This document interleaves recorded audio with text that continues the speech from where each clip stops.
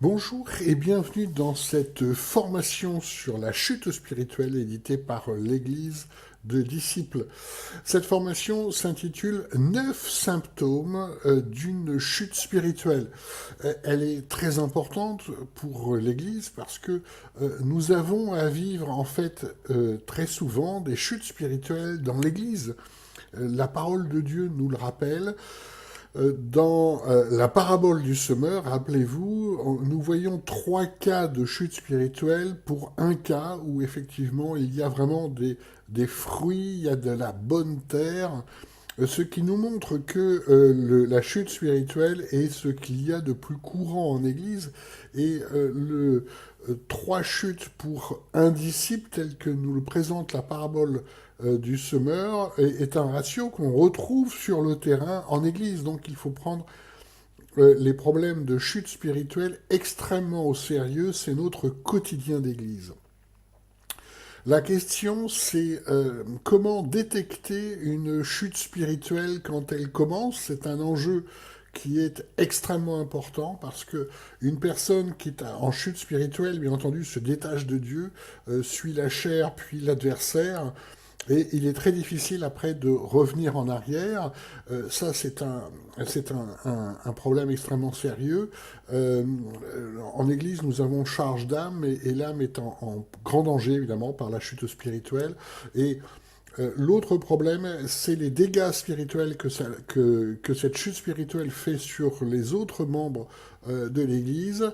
Une petite Église peut tout à fait exploser suite à une chute spirituelle et un effet domino d'autres personnes, et notamment des jeunes chrétiens ou des personnes qui sont en chemin et qui chutent par cet effet domino. Hein. On a des phénomènes de division qui sont extrêmement sérieux, extrêmement compliqués à gérer. Évidemment, tout se fait selon l'amour du Christ, puisque nous devons à chaque fois penser pour la personne les conséquences de cette chute spirituelle. Et c'est vraiment un sujet qui est un sujet important. Alors, comment détecter une chute spirituelle?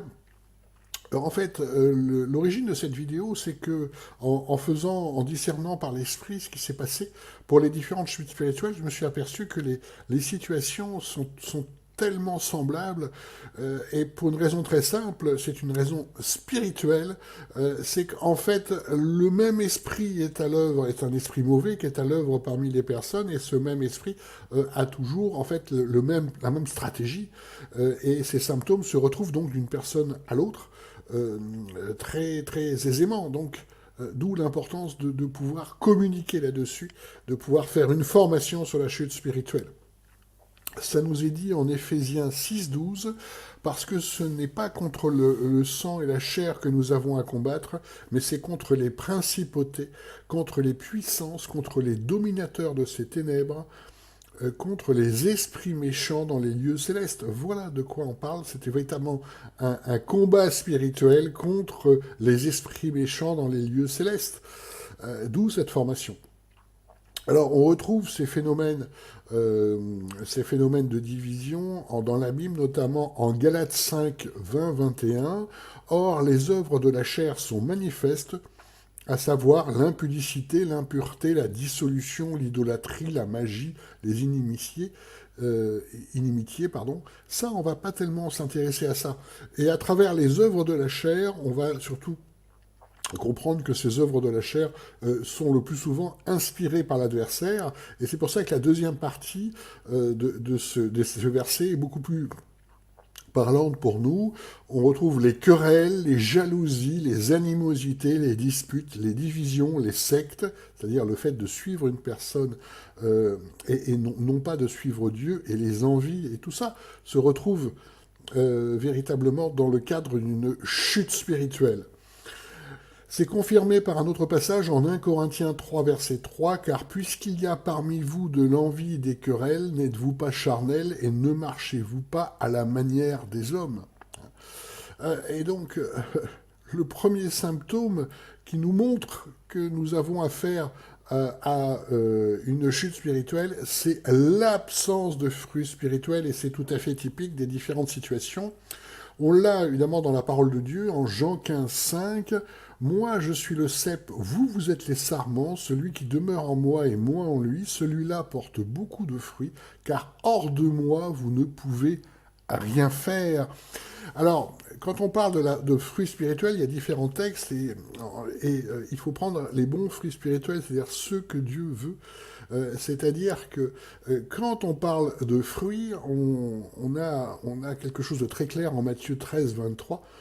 Et celui qui a reçu la semence dans la bonne terre, c'est celui qui entend et comprend la parole, qui par conséquent porte du fruit, et un grain en produit 100, l'autre 60, l'autre 30. Être disciple selon la volonté du Christ, c'est être disciple qui crée d'autres disciples. C'est ce que veut dire ce passage, et qui peut créer beaucoup de disciples en fait. Hein. C'est pour ça que dans ce passage, Jésus nous parle de un grain en produit 100, l'autre 60, l'autre 30. Voilà ce dont nous parlons en termes de fruits spirituels. Et nous remarquons l'absence de fruits spirituels, c'est-à-dire autour de la personne, en fait, il y a un vrai désert spirituel. Pourquoi ? Puisque la personne, en fait, n'apporte pas grand-chose aux autres, puisqu'elle agit par la chair. Rappelez-vous le passage que nous avons lu tout à l'heure, car hors de moi, vous ne pouvez rien faire. Et c'est vraiment cette situation. Et nous voyons après un certain temps que rien ne bouge autour d'elle, il n'y a pas de fruits spirituels. Et ces caractéristiques, effectivement, ça doit nous indiquer, en tout cas, on va vers la direction d'une chute spirituelle. Le deuxième symptôme, c'est le... alors oui, je vais rajouter quand même quelque chose. Sur la question des fruits spirituels, encore faut-il qu'on soit aussi dans une église qui est dans une dynamique d'évangélisation, c'est-à-dire une église qui suit en fait la volonté de Christ.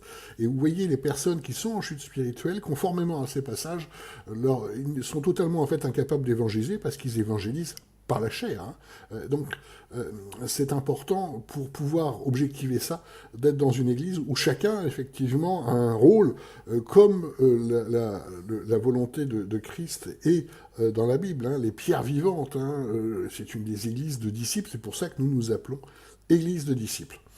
Revenons à un deuxième symptôme qui est l'absence de dons spirituels, qui est tout à fait en rapport avec l'absence de fruits.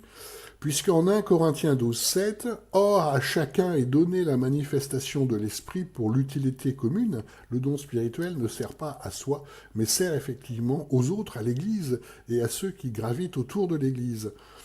Et dans le cas de la chute spirituelle, c'est tout à fait clair que la personne ne suit en fait qu'elle-même ou l'adversaire, ses pulsions, et pas du tout l'esprit.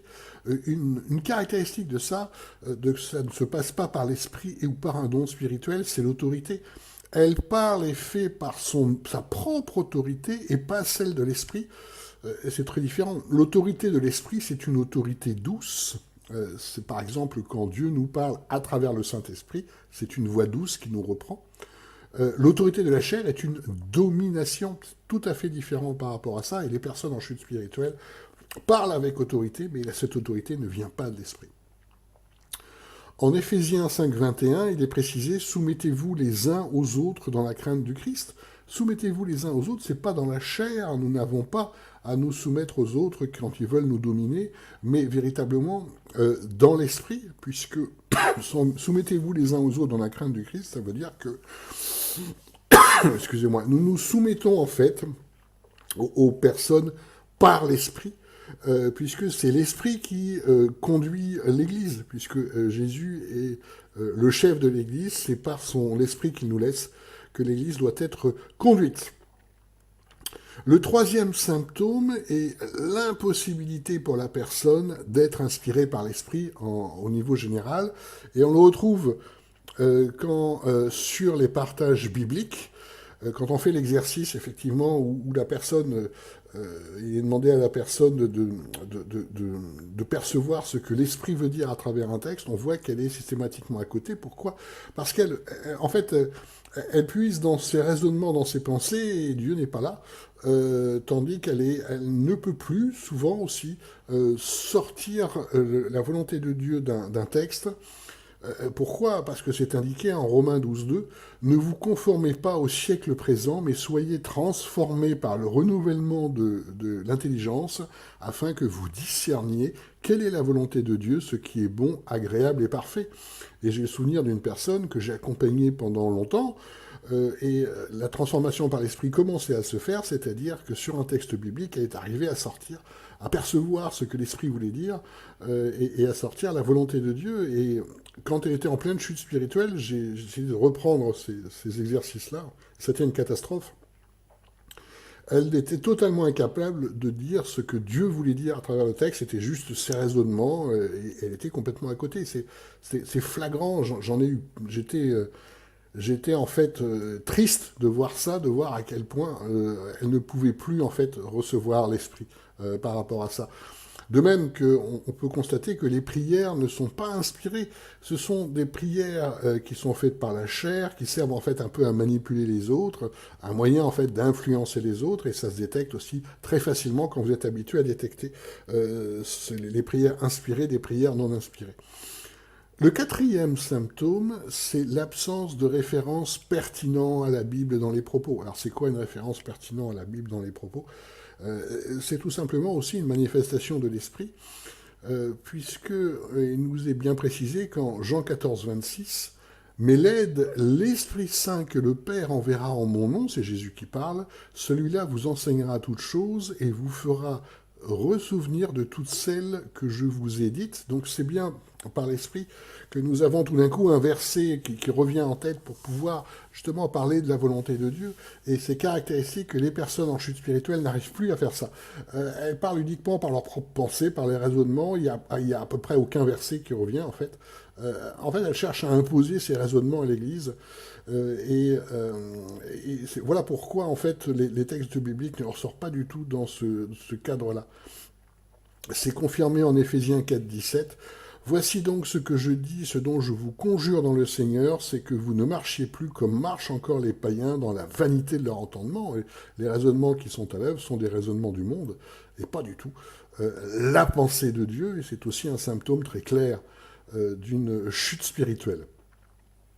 Le cinquième symptôme est l'impossibilité qu'a la personne à dépasser en fait ces blocages internes. Alors c'est quoi les blocages internes? Ce sont les fameuses forteresses spirituelles dont nous parle la Bible. C'est indiqué en fait en 2 Corinthiens 10, versets 4 à 5. En effet, les armes de notre guerre ne sont point charnelles, mais puissantes selon Dieu, pour renverser les forteresses, voilà les forteresses spirituelles, détruisant les raisonnements et toute hauteur qui s'élève contre la connaissance de Dieu et amenant toute pensée captive à l'obéissance du Christ. Voilà, ces faux raisonnements qui s'opposent en fait à la connaissance de Dieu, qui créent ces forteresses spirituelles, et on voit que la personne en fait tourne en boucle sur ces raisonnements et n'arrive pas à lutter contre ces faux raisonnements qui sont à l'intérieur d'elle-même, et la personne est complètement bloquée. C'est un symptôme clair de chute spirituelle. Le sixième symptôme est l'impossibilité d'entendre Dieu par le Saint-Esprit. La personne ne peut plus entendre les messages de Dieu. Elle entend en fait qu'elle-même ou l'adversaire, et parfois la personne dit c'est Dieu qui veut, mais en fait il devient très rapidement très clair que ça n'a plus rien à voir avec la volonté de Dieu. Elle se réfère surtout à elle-même ou l'adversaire, hein. C'est vraiment ça le sujet. On en parle dans la Bible en Hébreux 3, versets 7 à 8. C'est pourquoi, comme dit l'Esprit Saint, aujourd'hui, si vous entendez sa voix, n'endurcissez point vos cœurs comme dans l'irritation au jour de la tentation dans le désert. Et ça, c'est flagrant aussi des personnes qui sont en chute spirituelle, ne suivent bien entendu plus du tout Dieu. Le cinquième symptôme, c'est la difficulté d'avoir un échange constructif avec la personne.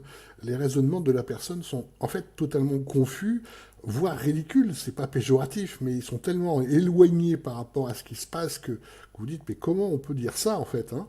C'est décrit bien sûr dans la parole de Dieu, en Éphésiens 4, versets 17 à 18. Voici ce que je dis, ce dont je vous conjure dans le Seigneur, c'est que vous ne marchez plus comme marchent encore les païens dans la vanité de leur entendement, on en a parlé, mais surtout la phrase suivante, ayant leur pensée obscurcie de ténèbres. On a affaire à des personnes dont la pensée est confuse, la pensée obscurcie de ténèbres, et vous le voyez très facilement, vous vous demandez, mais comment on peut raisonner comme ça? Et la phrase continue, étant étrangers à la vie de Dieu à cause de l'ignorance qui est en eux, à cause de l'endurcissement de leur cœur. Voilà ce que décrit cette phrase, se vit et se voit très clairement en Église. Le huitième symptôme, c'est la présence de rancœur et de critiques permanentes sur le fonctionnement de l'Église. La personne veut vous redresser à tout propos, vous fait des reproches, prendre les choses en main, et elle se sent injustement traitée. Alors, je suis prudent avec ce symptôme parce que dans les églises que je traversais où j'étais, mais malheureusement, j'avais envie vraiment de traverser, euh, je voyais régulièrement ça, mais le problème était autre. Le problème, c'était que effectivement, les différents conducteurs étaient eux-mêmes en fait en état de chute spirituelle et ne pouvaient et faisaient en fait une direction d'église vraiment par la chair. Et c'est très courant de voir ça en église en fait. Et ce qui fait que dès qu'il y avait quelque chose qui n'allait pas dans leur sens, il vous disait que c'était vous qui étiez en chute spirituelle parce qu'eux avaient raison. Voilà, c'est une inversion de raisonnement. C'est pour ça que je suis un peu prudent sur ce symptôme-là. Ce symptôme peut tout à fait en fait révéler que l'Église est en déviation. Il faut croiser en fait les différents symptômes et bien entendu tout faire par l'Esprit. C'est lui qui va vous guider de façon très claire pour gérer ces situations-là. C'est pour ça que dans les églises qui ont des problèmes spirituels, c'est-à-dire beaucoup d'églises en fait, on entend à tout bout de champ qu'il faut obéir au conducteur, mais c'est pas en fait, c'est ressorti du contexte parce que la Bible nous dit à partir du moment en fait où les conducteurs sont eux-mêmes conduits par l'esprit, et il ne faut pas obéir aux conducteurs par la chair par contre. Hein. Et pourtant c'est très très très courant en Église. C'est pour ça qu'on entend un raisonnement par rapport à ce problème-là. Voilà le raisonnement qu'on entend en Église. Puisque nous sommes en Christ, si tu n'es pas d'accord avec nous, c'est que tu n'es pas en Christ. Bon, c'est un faux raisonnement. Et les personnes qui sortent ça comme ça, en général, sont des personnes qui sont elles-mêmes en chute spirituelle ou qui font tout par la chair. Enfin, ce qui revient au même, en fait. Hein, c'est le même état spirituel. Parce que le raisonnement n'est pas juste par rapport à ça. C'est pour ça qu'il faut croiser un ensemble de symptômes qu'il faut également tout faire par l'esprit et certainement pas par nos raisonnements puisque ça conduit à des catastrophes. On rappelle les problématiques sur les rancœurs et les critiques en Galates 5, versets 20 à 21, les querelles, les jalousies, les animosités, les disputes, les divisions, les sectes, les envies, et c'est tout à fait caractéristique de ce qui se vit.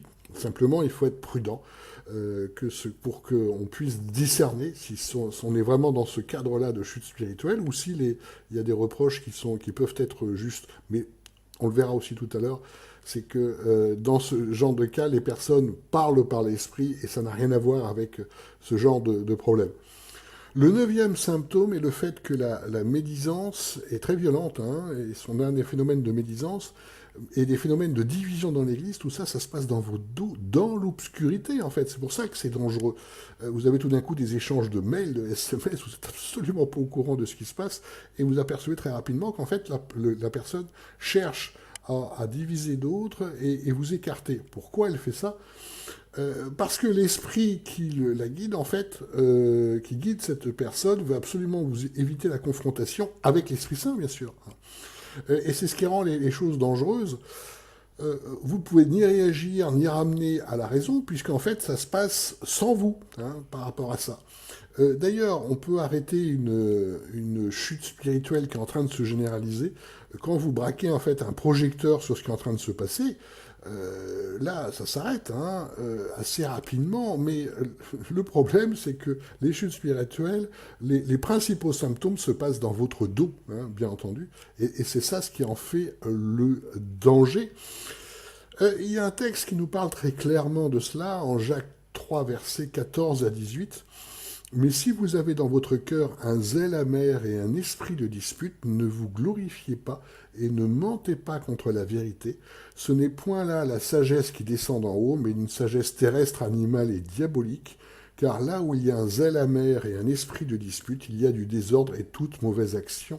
Au contraire, la sagesse d'en haut est premièrement pure, ensuite pacifique, modérée, douce, pleine de miséricorde et de bons fruits, sans duplicité et sans hypocrisie. Or, le fruit de la justice sème dans la paix pour ceux qui procure la paix. Donc, vous voyez la différence extrêmement claire et biblique entre des personnes qui peuvent avoir des objections, qui peuvent être valables à certains moments, et des personnes qui sont dans un esprit, dans zèle amer de dispute. Ça n'a rien à voir, en fait. Hein, et vous verrez tout de suite, quand vous êtes expérimenté, la différence entre les deux. Bien, nous allons maintenant examiner les causes de la chute spirituelle. Alors, les causes de la chute spirituelle, on l'a dans la Bible sous un certain aspect, en Matthieu 13, 22, toujours la parabole du semeur. Et celui qui a reçu la semence parmi les épines, c'est celui qui entend la parole, mais les soucis du siècle et la séduction des richesses étouffent la parole et elle devient infructueuse. Alors, les tentations du monde, on le voit en Église, c'est vrai que ça arrive par rapport à ça, le texte, encore une fois, nous édifie, est très bien fait, mais le cas le plus fréquent, c'est pas celui-ci. Le cas le plus fréquent, c'est en fait les personnes qui veulent s'élever elles-mêmes sous l'inspiration d'un esprit mauvais, et ben, c'est tout simplement le péché originel. En Genèse 3:6, nous avons, et la femme vit que l'arbre était bon à manger et qu'il était agréable aux yeux et que l'arbre était désirable pour devenir intelligent. Désobéissant à Dieu, sous l'inspiration, la femme sous l'inspiration du serpent, du mal, donc désire en fait s'élever elle-même contre Dieu en fait. En Ésaïe 5, 21, on l'a, malheur à ceux qui sont sages à leurs propres yeux et intelligents dans leur propre opinion, et c'est une constante des personnes qui sont dans la chute spirituelle. Il est totalement impossible de leur faire entendre raison. Parce qu'il faut bien voir, il faut bien comprendre aussi que ils ont l'esprit obscurci, comme nous rappelle la parole de Dieu, je vous l'ai rappelé tout à l'heure. Ça veut dire que dans leur tête à eux, c'est eux qui suivent Dieu et c'est vous qui êtes en faute. D'accord? Donc, c'est très compliqué en fait, et vous ne pouvez pas leur montrer que ça n'est pas des raisonnements qui viennent de Dieu. Ils s'en prennent à vous. Euh, on l'a également dans le combat spirituel entre Jésus et le diable dans le désert. Matthieu 4, 8, le diable le transporte encore sur une montagne fort haute et il lui montre tous les royaumes du monde et leur gloire et lui dit « Je te donnerai toutes ces choses si tu te prosternes et tu m'adores ». Voilà ce que fait l'esprit mauvais.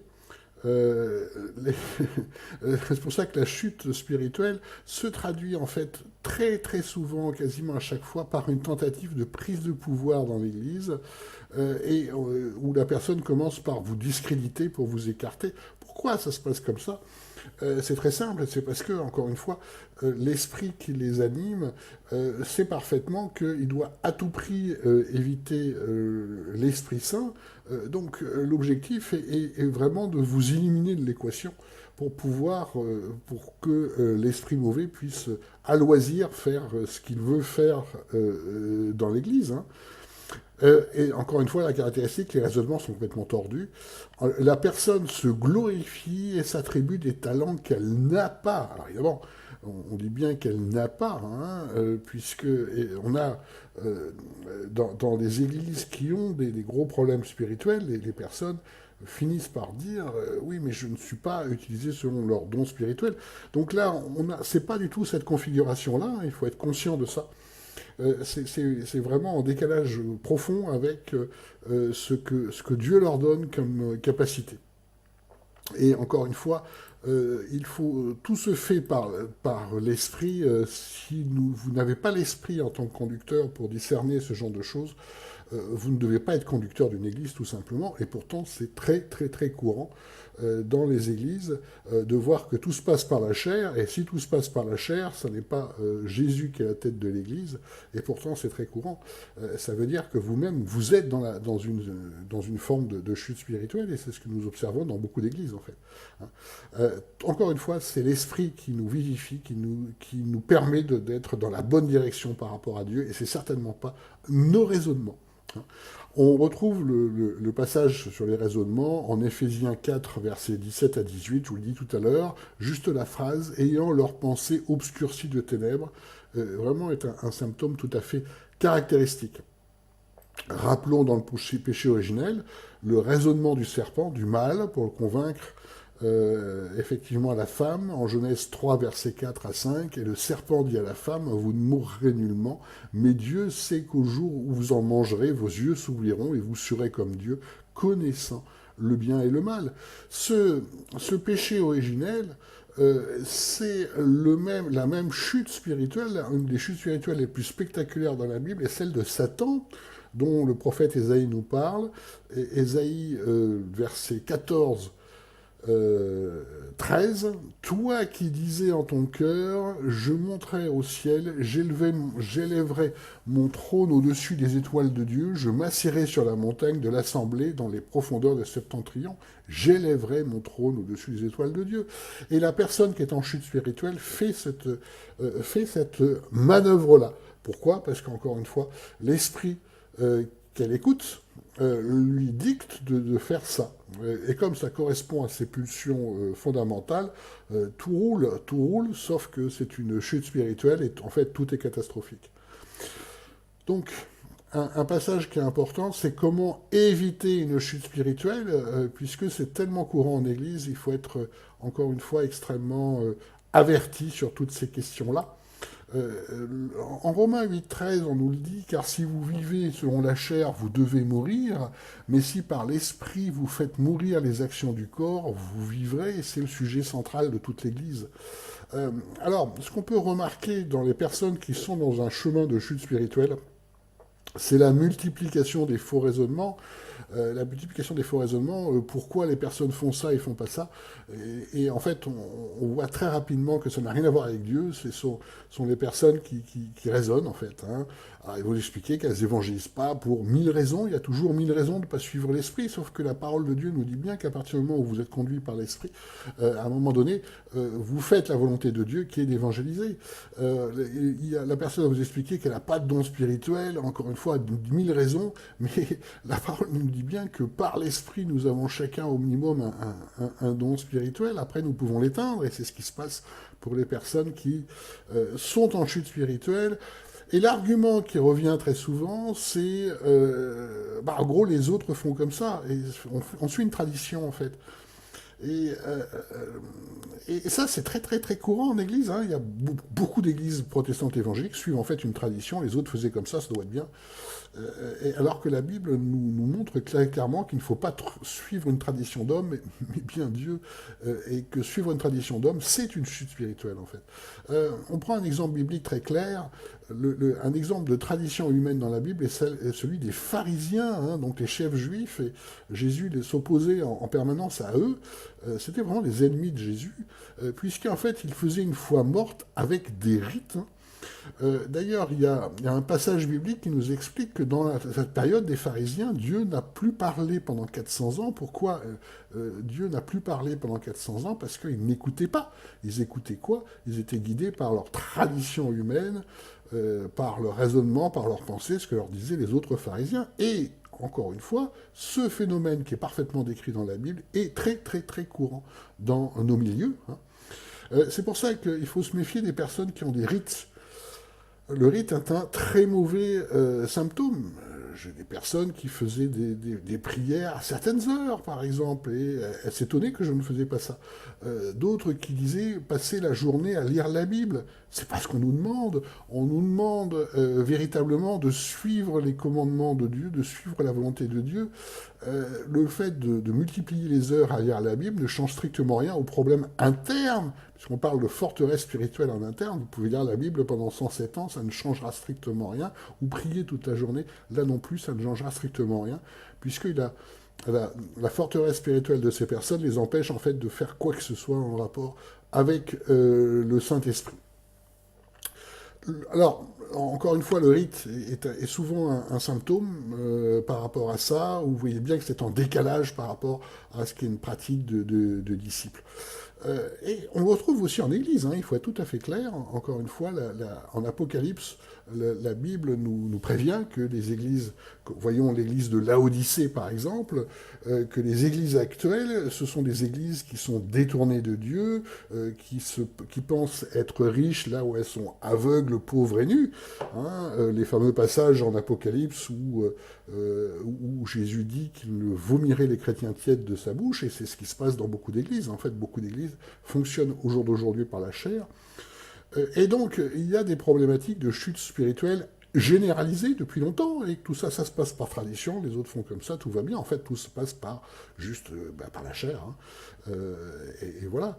C'est pour ça que il faut bien être conscient que par l'esprit, c'est la vie. L'esprit, c'est la vie.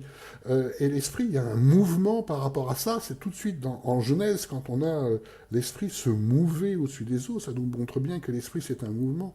C'est-à-dire que l'immobilisme, par exemple, dans le culte, est un symptôme, en fait, de chute spirituelle. On suit une tradition, une habitude, et pas du tout l'esprit. Hein. Et pourtant, la forme figée des cultes est le plus courant dans les églises évangéliques. Hein. On fait tant de chants, on fait des prédications de 45 minutes, on fait les annonces, et ça, c'est très mauvais, en fait, parce que les hommes adorent faire ça, c'est pratique à gérer, mais Dieu, il nous fait bouger en permanence, hein, et le culte doit refléter vraiment ça. Hein.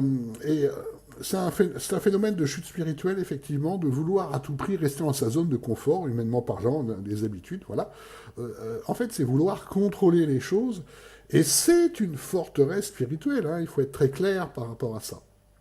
Je me souviens d'une église que j'ai fréquentée pendant plusieurs années, où Dieu rapidement m'a mis à cœur de partager de partager des messages qui ont très peu été entendus.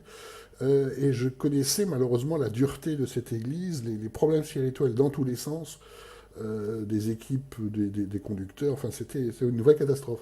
Et donc, une mission étant terminée, je suis parti de l'église, et j'ai revu plusieurs personnes de cette église des années après, je reçois voir comment ils allaient, et ils me disaient tous la même chose.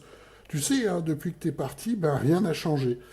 Et ça, c'est tout à fait caractéristique. Rien n'a changé, alors que par l'Esprit de Dieu, justement, il y a une évolution permanente qui se fait. Vous voyez ce qui se passe, l'immobilisme qui se fait dans ce genre de situation. Alors, on va récapituler les différents symptômes dont on a parlé. Pourquoi? Parce qu'il faut être tout à fait aussi lucide. Ces symptômes se retrouvent très très très très souvent dans la plupart des églises évangéliques, et encore une fois je parle de tout le monde, hein, c'est-à-dire très souvent dans les équipes en fait de conducteurs, on a ces symptômes-là, mais encore une fois, pour détecter des symptômes de combat, enfin de problèmes spirituels et de combat spirituel, encore faut-il être dans l'esprit, comme le fait d'être dans la chair est assez généralisé dans beaucoup d'églises, ils ne peuvent pas détecter ça, hein, bien sûr. Alors, les symptômes dont on parle et que l'on peut observer dans beaucoup d'églises, c'est le premier symptôme dont je vous ai parlé, c'est l'absence de fruits spirituels. Et la fruit spirituelle, je vous le rappelle, c'est très notamment les disciples qui font des disciples, et ça on voit ça très peu dans les églises, c'est normal, c'est en rapport avec le fait que ça ne se passe pas par l'esprit. Le deuxième symptôme est l'absence de dons spirituels. Et on voit dans beaucoup d'églises que les enseignements se font quasi exclusivement par la chair. Hein. Il y a de bons professeurs dans le monde, mais ça n'a rien à voir avec le fait d'être inspiré par l'Esprit de Dieu pour faire un enseignement. Un troisième symptôme, c'est l'impossibilité pour la personne d'être inspirée par l'Esprit, très fréquent en Église. Hein. Quatrième symptôme, c'est l'absence de références pertinentes à la Bible, et le plus courant dans les Églises, c'est de voir des versets qui sont en fait sortis de leur contexte et appliqués pas comme il faut, mais par habitude, on l'applique comme ça et ça va bien. Et on retrouve encore la force de l'habitude. On suit une tradition humaine et on ne suit absolument pas Dieu. Et c'est caractéristique d'une chute spirituelle. Le cinquième symptôme, c'est l'impossibilité qu'ont les personnes en fait à dépasser leur blocage interne. On voit un certain nombre de responsables qui sont en fait aux prises avec leur forteresse spirituelle interne et qui ne savent pas s'en dépatouiller, ce qui est normal, c'est difficile. Par rapport à ça. Le sixième symptôme dont je vous ai parlé, c'est l'impossibilité d'entendre Dieu par le Saint-Esprit. Ça se passe de commentaires, il y a très peu d'églises qui entendent véritablement Dieu par le Saint-Esprit.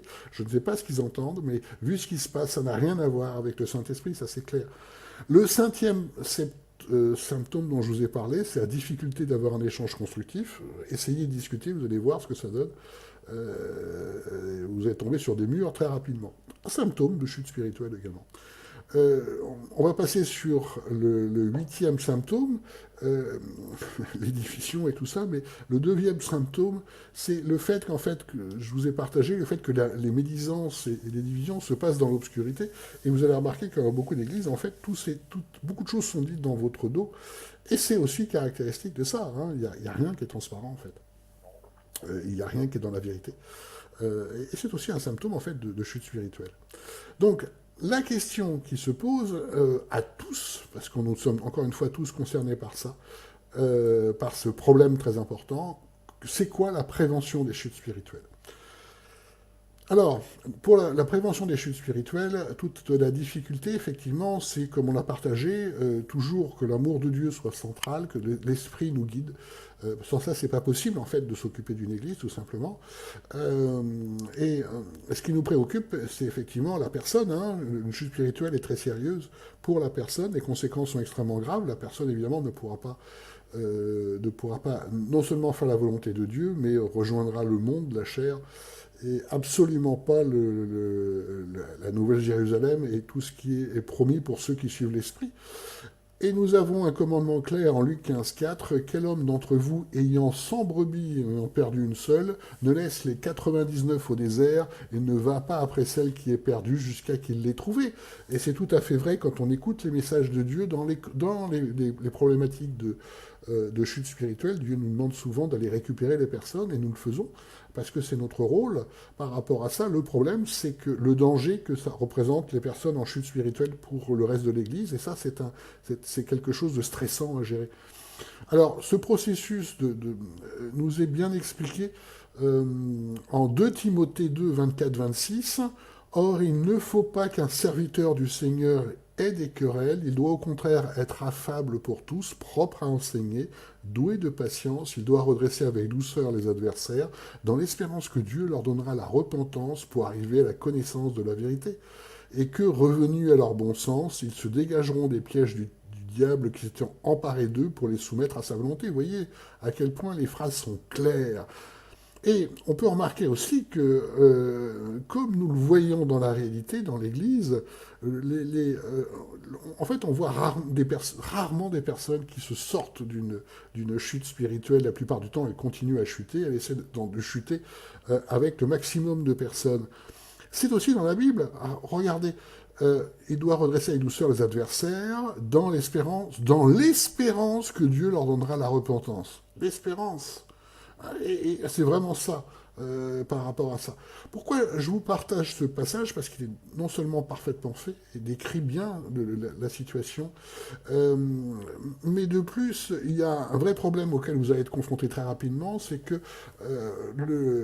tous les jeunes chrétiens ou tous ceux qui sont en chemin ne connaissent pas en fait la transformation par l'esprit, et ils vont traduire tout ce qui se passe en termes humains.